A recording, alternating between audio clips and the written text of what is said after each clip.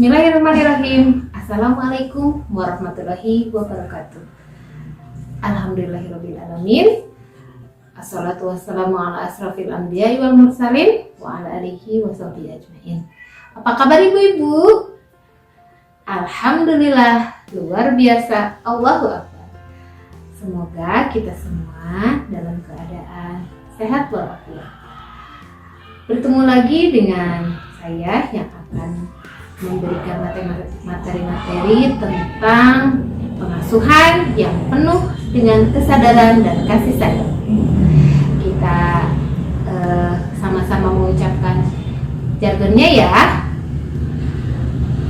P2K2S, pengasuhan penuh kesadaran dan kasih sayang. Materi yang akan saya sampaikan pada kesempatan kali ini yaitu tentang kebersyukuran. Di mana materi ini memiliki tujuan yang pertama agar kita semua berperilaku syukur dan selalu berterima kasih. Yang kedua, mampu mempraktekkan pernapasan dengan penuh kesadaran. Dan yang ketiga, mempraktekkan pengamatan penuh kesadaran. Materi yang akan diutarakan pada kesempatan kali ini yang pertama yaitu kebersyukuran. Yang kedua, pernapasan penuh kesadaran. Dan yang ketiga, pengamatan penuh kesadaran. Sebelum menginjak kita ke materi, apakah di antara ibu-ibu ada yang sudah mengetahui apa itu maknanya bersyukur? Betul, bersyukur itu adalah salah satunya berterima kasih, kegembiraan, dan terima kasih sebagai respon dari dalam diri dalam menanggapi situasi. Ya, saya percaya kalau ibu-ibu itu sudah pandai bersyukur. Namun kali ini kami harap ibu-ibu bisa lebih bersyukur dengan penuh kesadaran.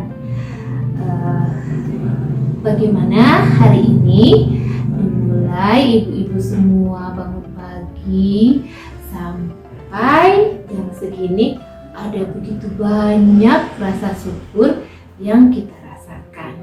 Bagaimana? Coba ada yang bisa merasakan rasa syukur sampai ke 10? Atau hanya 5? Atau lebih dari 10?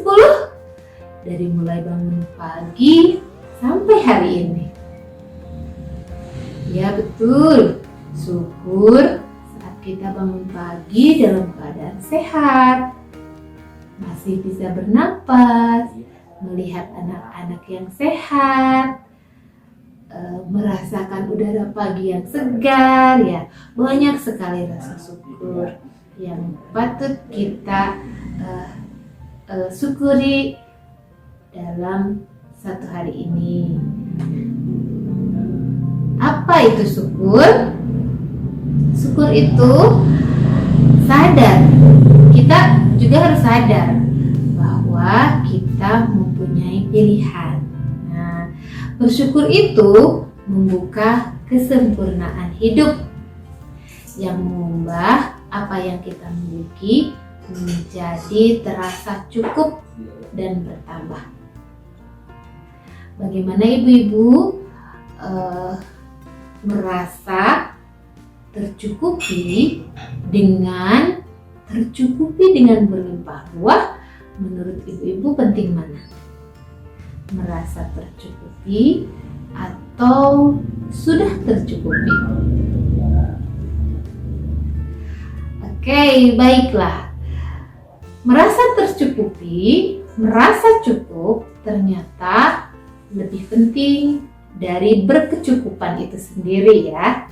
Karena tidak sedikit orang yang sebetulnya sudah berkecukupan tapi dia belum merasa cukup, sehingga rasa syukurnya kurang terasa berkurang terasa dengan penuh kesadaran. Sadar bahwa hidup kita ini mempunyai pilihan.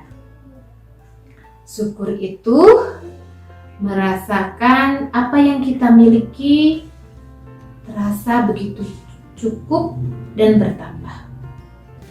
Bagaimana sebuah penolakan menjadi penerimaan, kekacauan menjadi keteraturan, kebingungan menjadi kejelasan.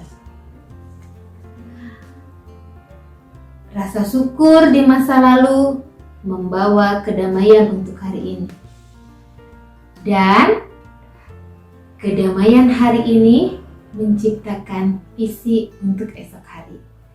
Sehingga apabila kita sudah merasakan syukur, kesulitan itu akan menjadi sebuah cahaya. Contoh, apabila ibu-ibu sudah mengajari anaknya untuk belajar, menyiapkan pembelajaran UTS misalnya, dengan mengajarkannya dengan baik, membuka internet, mempelajari segalanya, sampai ibu-ibu mengabaikan pekerjaan ibu-ibu di malam hari untuk menemani anak belajar. Tiba-tiba esok harinya pas anak belajar pulang dari sekolah, ternyata nilai UTS-nya tidak lebih dari 6. Bahkan anaknya harus di-help nilainya. Apa coba perasaan ibu-ibu? Padahal semalaman ibu dan ibu sudah berusaha membimbing anak agar mempersiapkan diri untuk ujian. Apa perasaan ibu-ibu tatkala ternyata sudah berusaha keras mendampingi anak, ternyata nilainya tidak sesuai harapan kita? Bagaimana perasaan ibu-ibu? Ya, pasti merasa kecewa karena usaha yang telah kita kerjakan dengan sungguh-sungguh hasilnya tidak seperti yang kita harapkan. Apakah ibu-ibu akan langsung memarahi anak? Sama, karena anak pun sama kecewa dengan kita. Dia sudah bekerja keras. Tapi cobalah kita ciptakan keheningan dalam diri dengan rasa syukur, sehingga menghasilkan tindakan yang disadari. Apabila ia cemas, awalnya ia cemas, tapi berusahalah untuk bernapas dengan kesadaran, ingat kesadaran dalam keheningan dalam diri dengan rasa syukur. Kalau kita bayangkan oleh ibu-ibu, kalau kita langsung mengutarakan kekecewaan kita, kenapa nilainya tidak bagus? Padahal kita kan udah berusaha belajar, semalam mama udah mengajarkannya. Kamu kok nggak pinter-pinter? Apalagi kalau kita bilang, kamu ternyata masih bodoh juga. Apalagi kalau kita bilang seperti itu. Apa reaksi anak? Apa ada manfaatnya bila ibu-ibu berkata seperti itu untuk kemajuan anak, untuk perkembangan anak? Tentu saja tidak. Tapi coba kalau kita berbicara lebih sadar, mensyukuri, mengajari sama anak, seburuk apapun kejadian, selalu ada hikmahnya. Sebagaimana yang kita yakini, kalau seorang muslim itu pasti meyakini bahwa setiap kejadian itu ada hikmahnya. Coba beda hasilnya kalau kekecewaan itu kita heningkan dulu dalam diri menjadi rasa syukur. kita akan bertindak mengucapkan ke anak, tidak apa-apa, alhamdulillah sekarang nilainya belum bagus. Berarti Allah masih memberi kesempatan kepada kita untuk belajar lebih giat lagi. Mungkin kalau kamu sekarang nilainya sudah besar, langsung besar nih, mungkin kamu akan sombong atau kamu nanti jadi lalai belajarnya. Tapi sekarang kan nilainya belum bagus. Kita harus semangat, lebih semangat berusaha. Kan mama udah bilang berkali-kali kalau mama tidak pernah menilai dari hasil akhir, tetapi dari prosesnya. Mungkin itu kalau bagi anak yang sudah rada besar ya, sudah rada besar. Nah, kalau ke anak balita mungkin ya, pas anak kita lagi main di luar, tiba-tiba mereka berantem mungkin dengan temannya, pas pulang ke rumah menangis, meraung-raung karena kecewa, dipukul misalnya sama temannya. Kalau tindakan spontan kita yang tanpa disadari, mungkin kita akan marah ya. Kalau kita marah, kamu ini dipukul sama teman, kok marah-marahnya ke mama misalnya. Kan mama nggak berbuat apa-apa, kok kamu marah-marah ke mama. Kira-kira kalau tindakan kita seperti itu, dampaknya bagi anak apa? Sudah mau kecewa, dipukul sama temannya, terus di rumah dimarahin juga sama mamahnya. Bayangkan perasaan anak seperti apa? Seperti apa ibu-ibu? Mungkin sedih ya. Nangisnya jadi cepat diamnya enggak? Atau tambah kencang nanti nangisnya kalau kita seperti itu. Beda halnya apabila kita mengajari syukur kepada anak. Alhamdulillah, kamu anak mama yang hebat. Walaupun teman kamu memukul kamu tidak membahasnya. Tapi sakit ya anak ya. Tapi ibu yakin kamu anak hebat. Jadi bersabar ya. Coba sini peluk misalnya sama mamanya. Nah, reaksi ibu yang kalau spontan marah dengan kita mengajak anak untuk bersyukur dengan segala sesuatu yang telah dihadapi anak, itu hasilnya akan beda.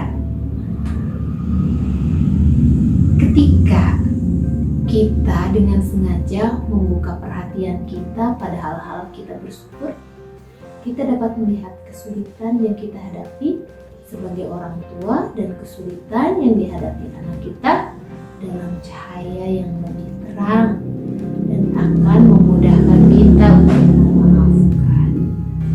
Contoh lain, misalnya ibu lagi sibuk nih, apalagi ibu guru ya, ibu kepala sekolah, ada beberapa tugas yang urgent yang harus diselesaikan. Tapi tiba-tiba ada telepon yang memberitakan bahwa orang tua ibu masuk rumah sakit.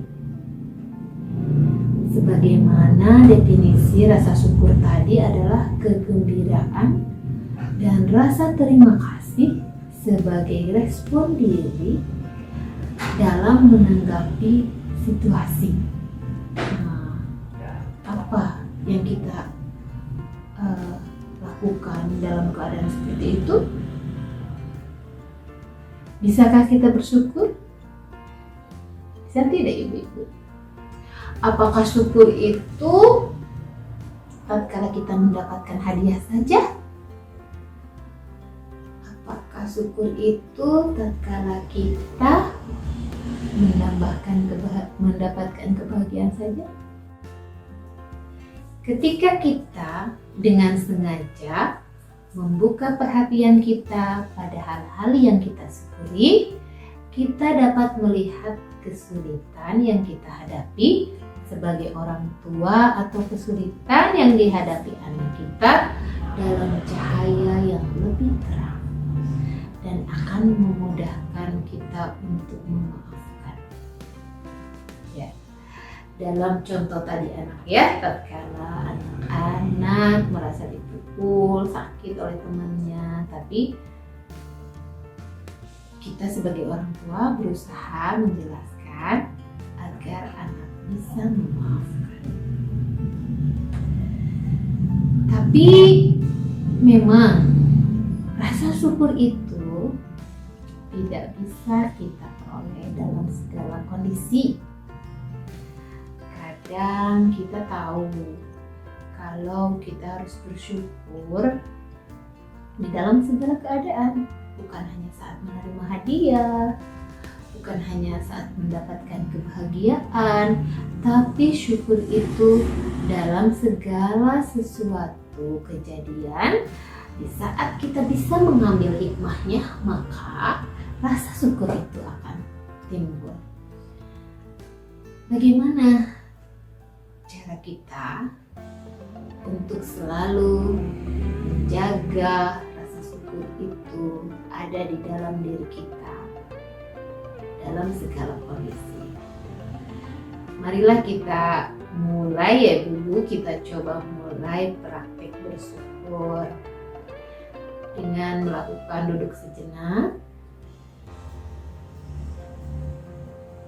bernapas dengan penuh kesadaran. Ibu-ibu duduknya yang santai, tangannya boleh di paha atau di bawah atau seperti yoga, enaknya gimana lah. Nikmati udara yang keluar masuk ke seluruh tubuh kita. Rasakan keterhubungan dalam diri dengan diri sendiri, alam sekitar, dan Sang Maha Pencipta.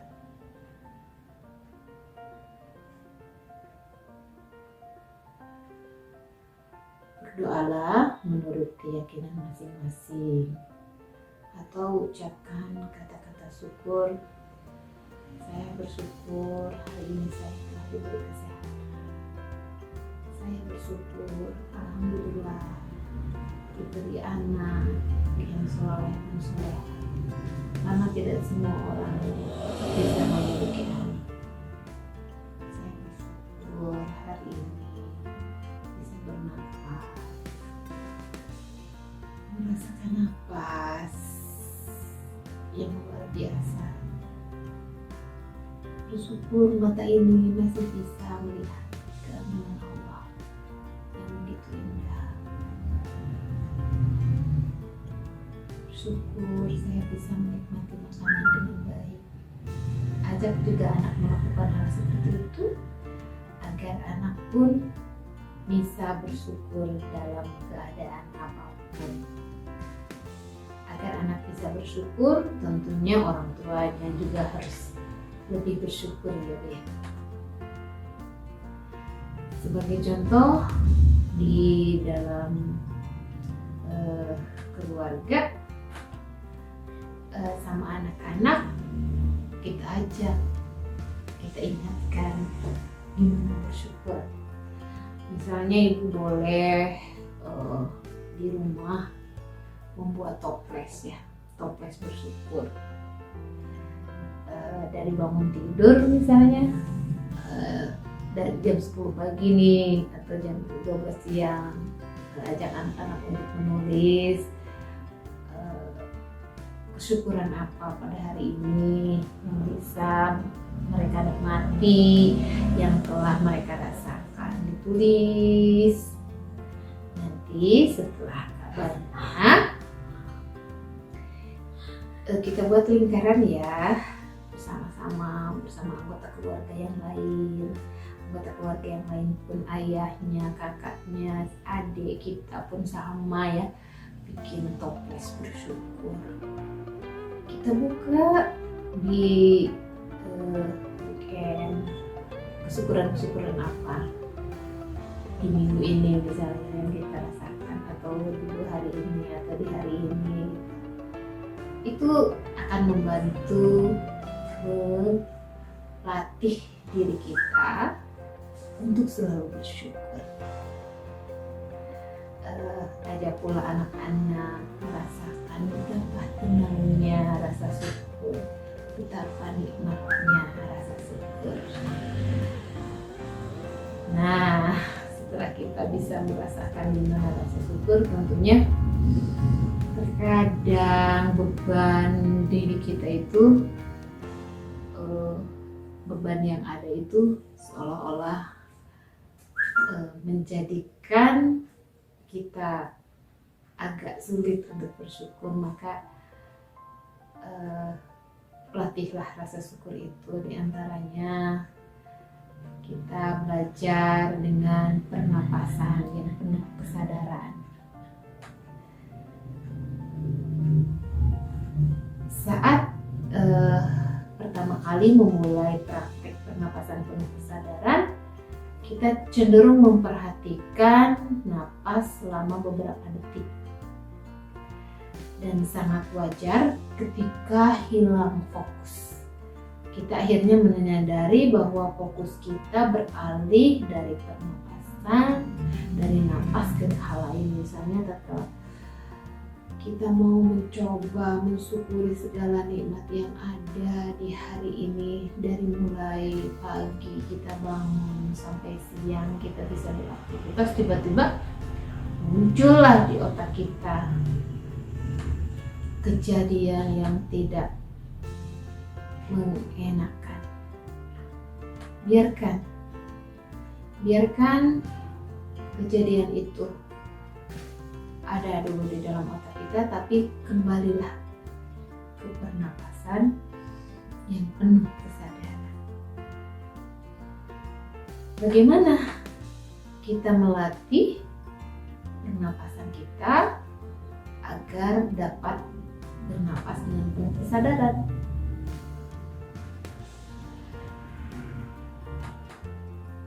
Intinya dari teknik pernapasan penuh kesadaran adalah memperhatikan proses, ya, tanpa terjebak dalam konten tentang apa yang dipikirkan. Jadi yang pertama itu temukan posisi yang santai dan nyaman. Duduk di kursi boleh, duduk di lantai boleh, atau duduk di lantai di atas bantal juga boleh. Jaga punggung tetap tegak dan tetap rileks sebagaimana punggung Anda merasa nyaman. Jadi posisinya dinyamankan aja dulu senyaman-nyamannya, ya Bu ya. Bawa kesadaran Anda ke sensasi fisik dengan memfokuskan perhatian pada sentuhan kontak dan tekanan ke tubuh di mana ia bersentuhan dengan lantai atau dengan apapun yang Anda duduki, dan perhatikan sensasi yang dialami tubuh Anda. Hirup udaranya, ayo Ibu. Setelah duduknya yang nyaman,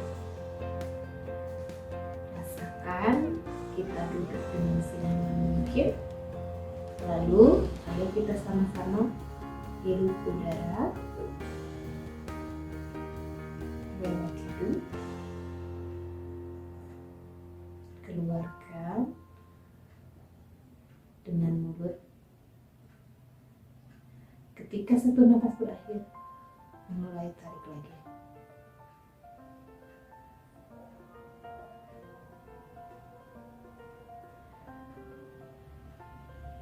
Nah, kemudian dengan lembut arahkan kembali perhatian Anda ke pernapasan.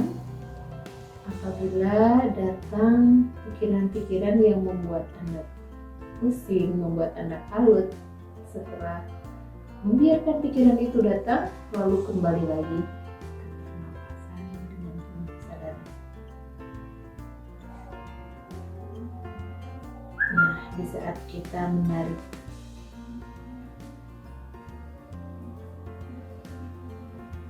Napas, rasakan perut kita.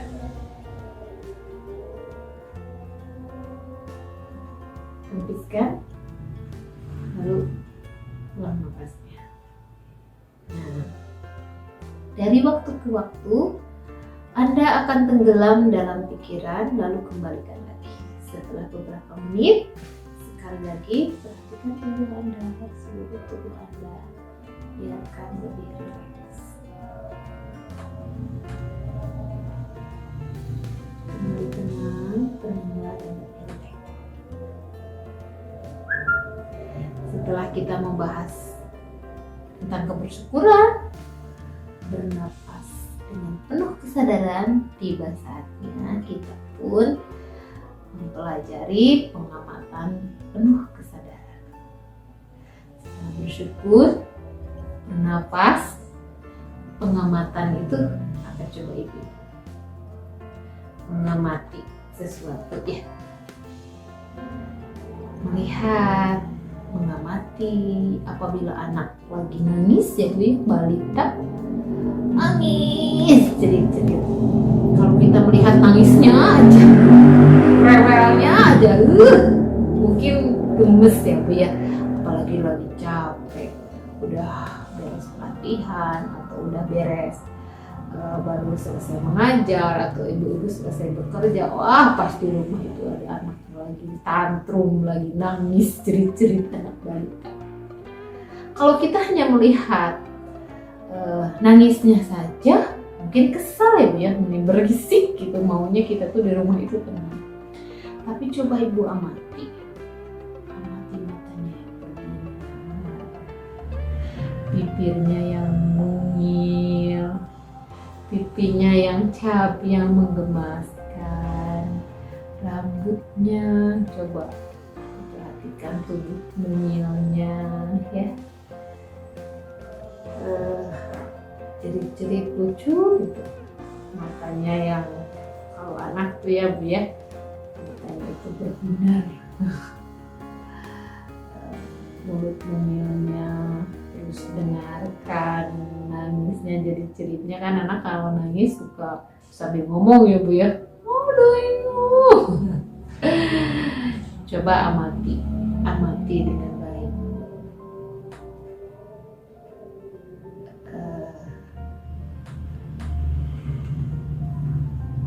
Gimana kalau kita mengawati dengan baik anak yang begitu lucu, walaupun lagi nangis, tentunya akan timbul alhamdulillah kita diberi anak yang lucu, yang manis ya. Terus kan kalau kita sadar ya Bu ya, lihat matanya yang berbinor, bergerak air mata, mulutnya yang mungil, nangis cerit-cerit sambil membicarakan apa yang membuat dia nangis. Kalau kita seperti itu, paling kita bisa memeluknya. Coba apa, kenapa menangis gitu ya. Kalau kita melakukan pengamatan dengan penuh kesadaran. Atau tatkala pagi,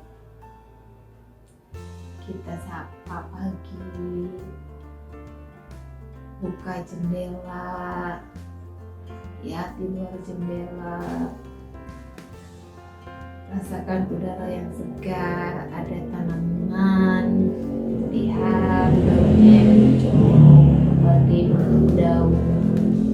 Semata-mata hanya kebesaran Allah ya, bisa menciptakan berbagai bentuk daun yang berbeda-beda, bunga-bunga yang indah. Coba amati semuanya, pasti rasa syukur yang ada dalam diri kita itu akan bertambah terus dan terus. Walaupun ya terkadang naik dan turun, tapi mudah-mudahan dengan latihan bersyukur, latihan bernapas dengan penuh kesadaran, pengamatan dengan penuh kesadaran, bisa menambah syukur kita dari hari ke hari. Mungkin itu saja yang bisa saya sampaikan pada kesempatan kali ini. Mudah-mudahan bisa menambah wawasan dari kita semua dalam pengasuhan anak yang lebih baik. Coba kita ulangi lagi jargonnya. P2K2S, pengasuhan, penuh kesadaran, dan kasih sayang. Nah, bagaimana ibu-ibu? Kesyukuran kita dalam materi kita kali ini, mudah-mudahan kita semua jadi lebih bersyukur, mampu mempraktekkan pernapasan dengan penuh kesadaran, dan mampu mengamati dengan penuh kesabaran. Untuk itu sekarang ada penugasan dari saya mengenai materi yang sudah kita pelajari bersama-sama tadi, yaitu penugasan yang pertama, lakukan praktik kebersyukuran, pernapasan penuh kesadaran, dan yang ketiga, pengamatan penuh kesadaran. Nah, di prakteknya kebersyukuran, misalnya pada saat kapan ibu bapak melakukannya, boleh disebutkan tanggalnya tapi diuraikan kejadiannya, kejadian apa yang berhubungan dengan kesyukuran. Lalu di kolom selanjutnya, apa yang dilakukan ibu dan bapak. Di kolom yang selanjutnya, ibu dan bapak menuliskan apa yang dirasakan pada saat itu. Lalu di kolom selanjutnya menjelaskan, menguraikan bagaimana dampak saat mengasuh anak dari kebersyukuran tersebut. Misalnya lebih tenang, lebih sabar, atau ada hal-hal baik lainnya. Nah, bisa dipahami ya? Tidak ada yang ingin ditanyakan? Oke. Sekarang praktek pernapasan penuh kesadaran. Sama juga, kejadiannya apa, kapan kejadiannya, apa yang dilakukan ibu bapak, apa yang dirasakan, dan bagaimana dampak pada saat pengasuhan anak. Yang selanjutnya, pengamatan penuh kesadaran, ibu dan bapak pada saat kapan, kejadian apa, atau boleh ya? Oh iya, boleh kalau satu kejadian itu bisa pernapasan penuh kesadaran, pengamatan penuh kesadaran, tapi kejadiannya satu, tapi bisa menjelaskan dua hal tersebut. Apa yang dilakukan ibu dan bapak, terus apa yang dirasakan, dan bagaimana dampaknya. Selanjutnya ini nih, lihat nih ibu, ada poin yang ketiga, seberapa yakin bapak dan ibu dapat menerapkan ketiga praktik tersebut di dalam praktik pengasuhan anak. Nah, di sini skalanya ada 1 sampai 10 ya. Kalau yang 1 itu dilingkari antara 1 sampai 10 skalanya.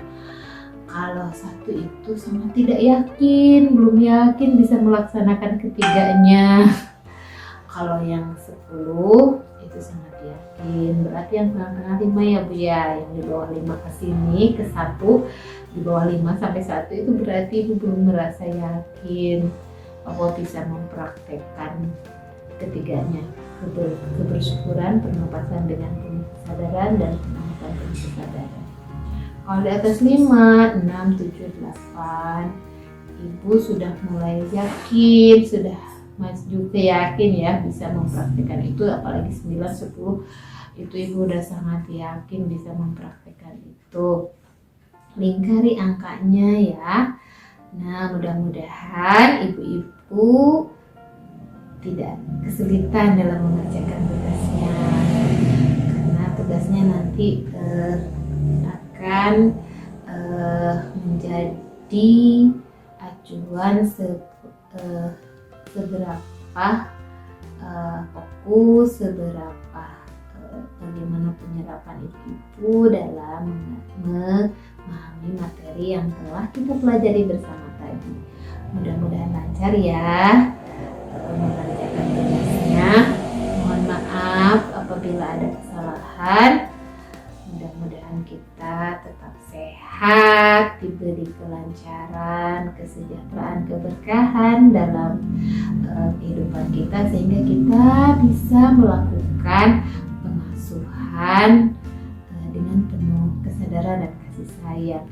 Ayo kita, sebelum kita tutup, mari kita bersama-sama membawakan jargonnya lah ya. P2K2S, pengasuhan, penuh kesadaran, dan kasih sayang. Mohon maaf atas segala kekurangan. Wabillahi taufiq wal hidayah. Wassalamualaikum warahmatullahi wabarakatuh.